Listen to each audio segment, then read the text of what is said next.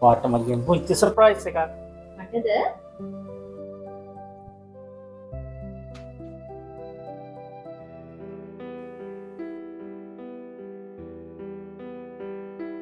එයි මේ මං විතරක් සතුට වෙන වෙලාව මට ස්පෙෂල් වෙයිද?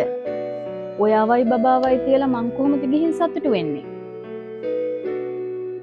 මං සතුටින් ඉන්න තැන මාත් එක්ක ඔයාලත් ඉන්න ඕනේ.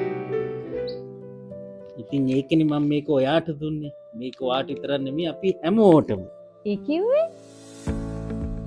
හායි ජාත්‍යන්තර කාන්තා දිනය වෙනුවෙන් ෆෙම්ස්ටා ෆන්ඩ්ලාස් අපෙන් ගිෆ්ට් එකක් ලැස් කරලා තියෙනවා.